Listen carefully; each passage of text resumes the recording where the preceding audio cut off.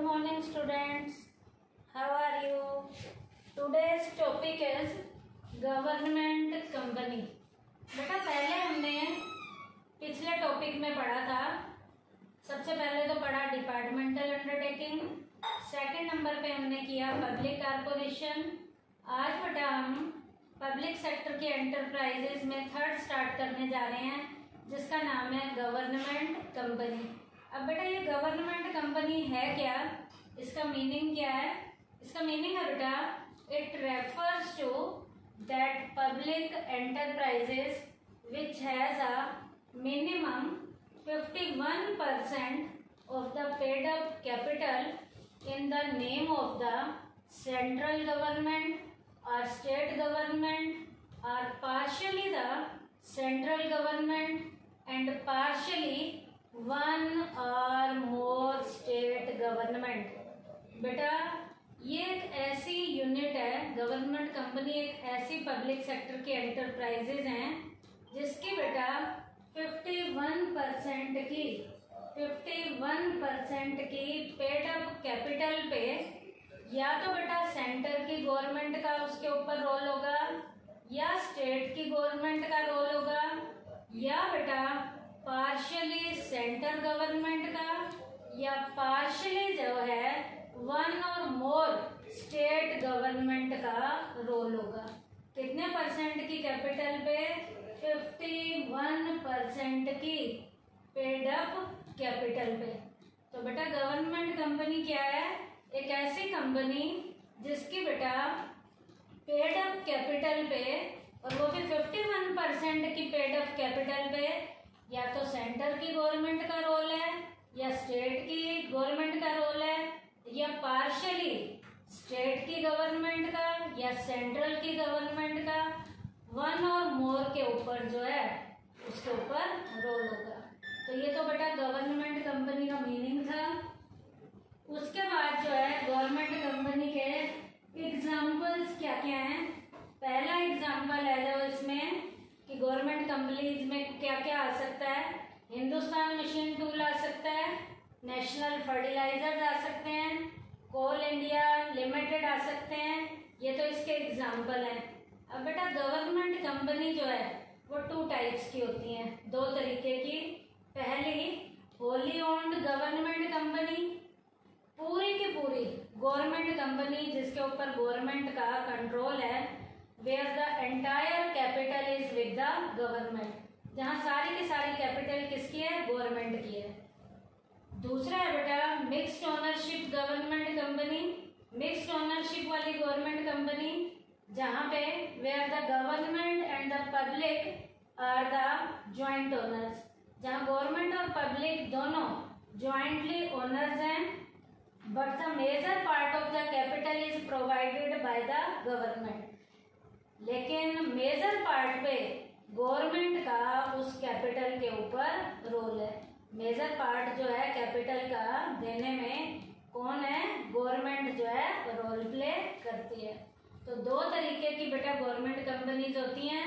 एक कंपनी ऐसी होगी जिसका पूरे के ऊपर जो है गवर्नमेंट का कंट्रोल होगा कैपिटल पे, और एक होगी बेटा मिक्स्ड ओनरशिप वाली गवर्नमेंट कंपनी।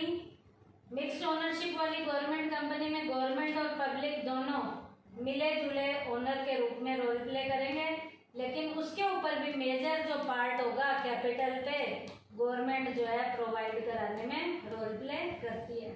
उसके बाद बेटा गवर्नमेंट कंपनी के जो एग्जाम्पल बताए गए थे वो एग्जाम्पल्स हैं, हिंदुस्तान मशीन टूल्स हैं, नेशनल जो है फर्टिलाइजर लिमिटेड है, उसके बाद कोल इंडिया लिमिटेड है, और भी बहुत से एग्जाम्पल है बेटा। State trading corporation of India है, हिंदुस्तान एरोनॉटिक्स लिमिटेड है, मैसूर पेपर मिल्स है, भारत हैवी इलेक्ट्रिकल लिमिटेड है। तो ये बेटा गवर्नमेंट कंपनी के एग्जाम्पल थे। अब बेटा गवर्नमेंट कंपनी की फीचर्स क्या क्या हैं? ये फीचर्स बेटा इसमें पहला पॉइंट फॉर्मेशन का है कि इसका निर्माण कैसे किया जाता है, इसे एस्टेब्लिश कैसे किया जाता है। Like the companies of private sector, these are formed according to the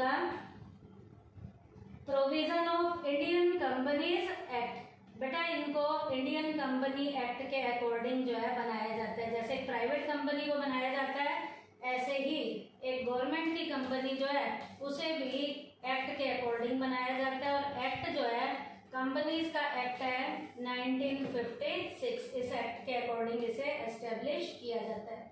अब बेटा इसकी ओनरशिप कैसी होगी, मालिकाना किसका होगा, minimum 51% of their paid up share capital is the name of central government.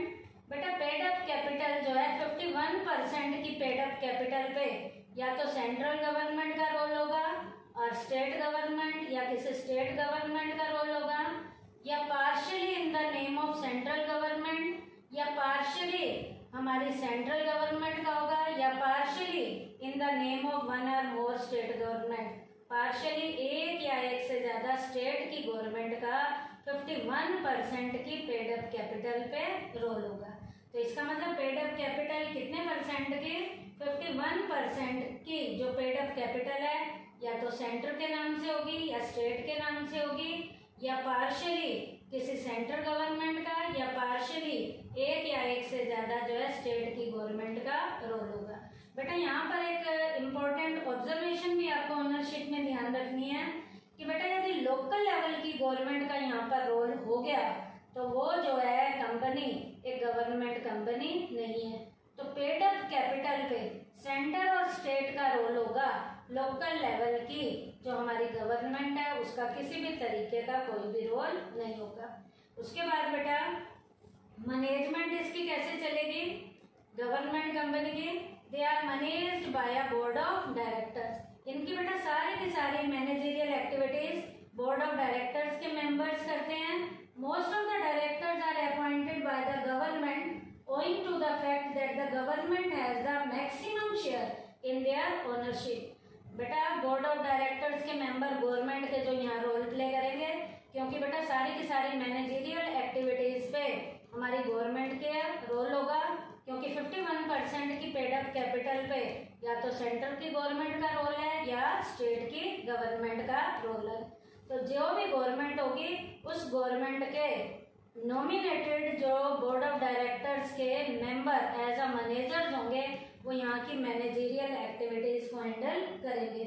उसके बाद बेटा and private person can also be the directors.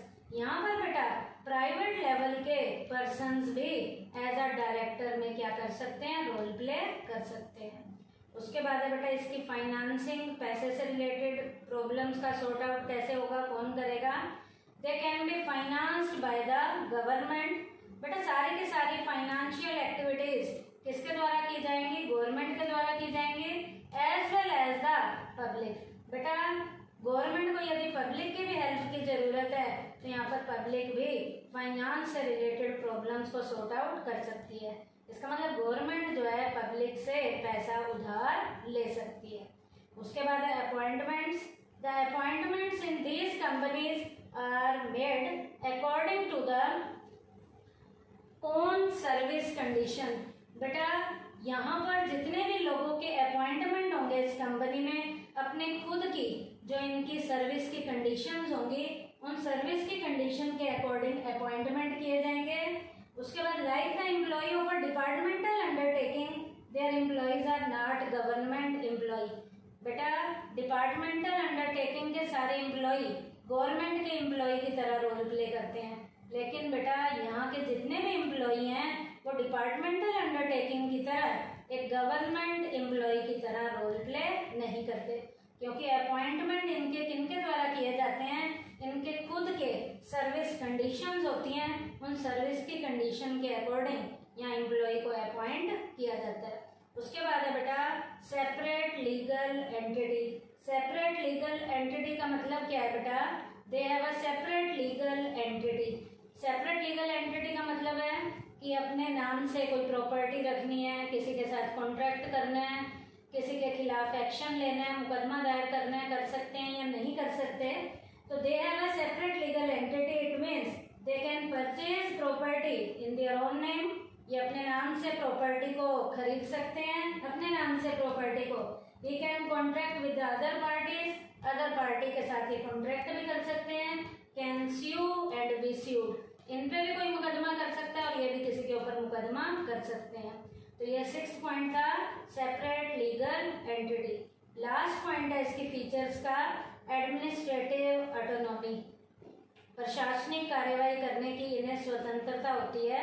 The government companies have complete administrative autonomy, बेटा इनके ऊपर पूरे की पूरी जो है एडमिनिस्ट्रेटर्स की काम करने के ऊपर स्वायत्तता होती है।